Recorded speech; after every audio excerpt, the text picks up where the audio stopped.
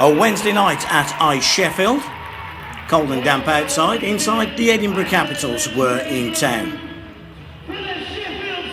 Sheffield back on home ice, where they've been so successful recently with Danny Myers and Stefan Meyer. How good to see Stefan back in the Sheffield Steelers lineup. Drew Fatter came out with purpose. No Rob Sirianni on a Wednesday night. He was up in the media gallery.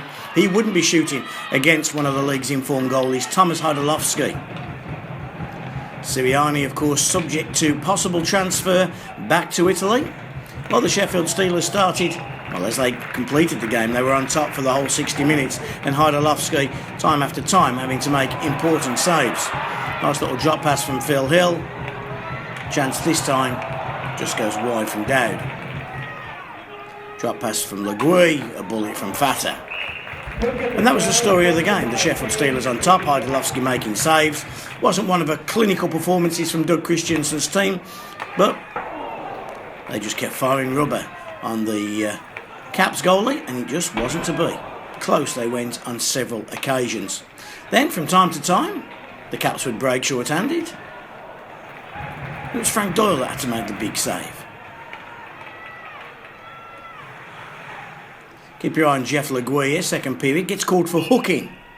36-53, Caps on the power play, still scoreless as we entered the final minutes of this second period. It was one of those nights at Ice Sheffield. The Caps, though, could they score on the power play? No. Gertson, outstanding on the board, sets up a 2-on-1. Di Casmiro's the spare man. He shoots, he scores. Di Cas knocks the water bottle off.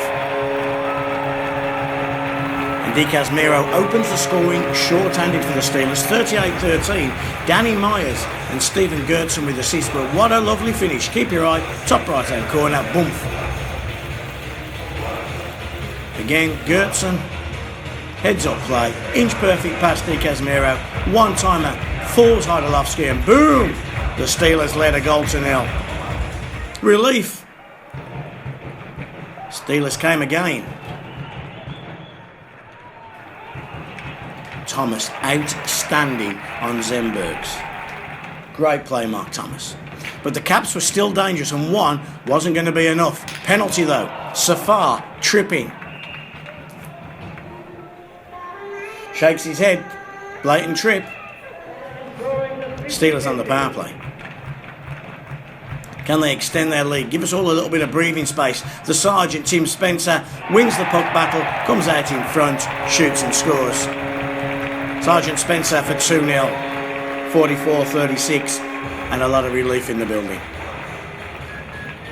Great finish from Spencer. We'll see it again, wins the puck battle, so strong, and then what a great finish. Power play goal, Tim Spencer. And the Steelers 2-0 up. They had the chances to extend that lead. Di Casmiro and Phil Hill, and Di Cas, who was the Steelers man of the match, who was outstanding all night. Felt to score then. Another shutout for Frank Doyle. The two coaches happy, the team happy. Wasn't their best performance, but they did enough against the Edinburgh Capitals to secure the 2 points. They moved 2 points clear in second place as they head to Belfast at the weekend. We caught up though with head coach Doug Christiansen for his thoughts. Doug, nobody said it had to be pretty. It wasn't, but we got the job done, and that's what matters at this time of the year. Yeah, I mean, we were just walking over here, and I said, you know what?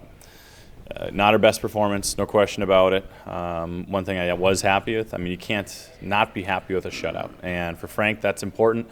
For the team defense, that's important. But we were sloppy. We had pucks bouncing all over.